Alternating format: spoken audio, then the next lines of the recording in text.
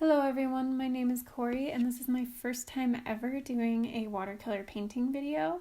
I have been doing watercolor painting for quite some time, but had never done a video before, so it was something new to try and I'm excited to share with you sort of my process and what I do for a watercolor painting. I decided to start with something very simple. This is generally not the type of subject matter I do. I love to paint people and animals, but I also enjoy sort of plants and flowers, and feathers are fun too. So I just decided to stick with one small painting. This is 5x7 paper.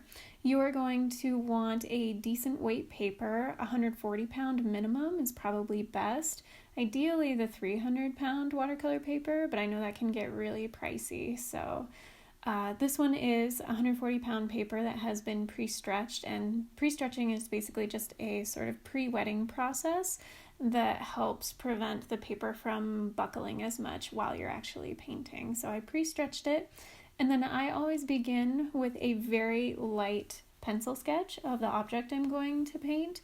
So I use a 4H pencil to make sure that it's really light lines. That way when I'm painting over it, the lines don't show up when I'm done. I prefer to have all my pencil lines disappear once I'm done painting. So, and then I just kind of start with in this case, if I want kind of those harder, sharp lines, I put the paint on dry paper. I don't want my paper to be wet at that point, because if you paint wet into wet, your colors are really going to bleed, which can be lovely, especially for blending, but when you want those really hard, sharp lines, you will want to have the paper be dry.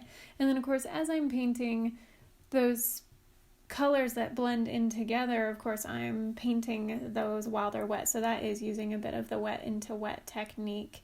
And that can be good for blending. A lot of it is about balance of how much paint, how much water you have in your brush.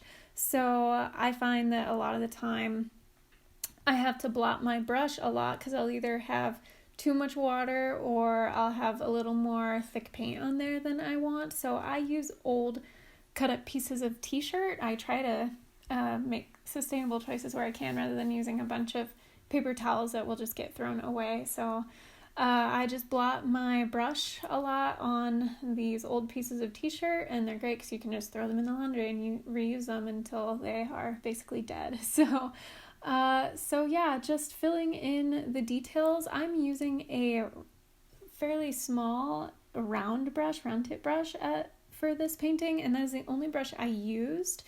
This painting was simple enough that I just needed that one brush, because when you kind of put it on its side, you can get a decent field of color, quite a bit of color laid down at once. But then when you paint with just the tip, you can get those finer lines and really nice details in there. So here you see I am putting in sort of that just abstract wash of background, and I can use the side of the brush and it gets a decent amount of color down all at once. And that is sort of my signature style. I know actually a lot of artists do that these days too, so it's always fun to see what other artists are doing, but I definitely like to try and have very realistic actual subject matter. So I try to make that feather as realistic as I could, and then I enjoy a more abstract background, which is what watercolor is great for, those washes of bright color that just sort of bleed into each other. And here's that wet into wet technique again I was talking about earlier, where you just sort of, in the paint that's already wet, add more wet paint, and they just really bleed together in a beautiful, fun way. So that was pretty much all that this painting was about here.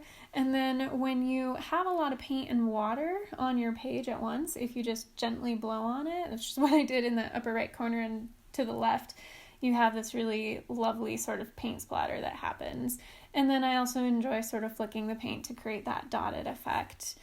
And then I believe in using all the tools that are available to you. So I think white gel pens are great. This is actually just a Jelly Roll white pen I'm using.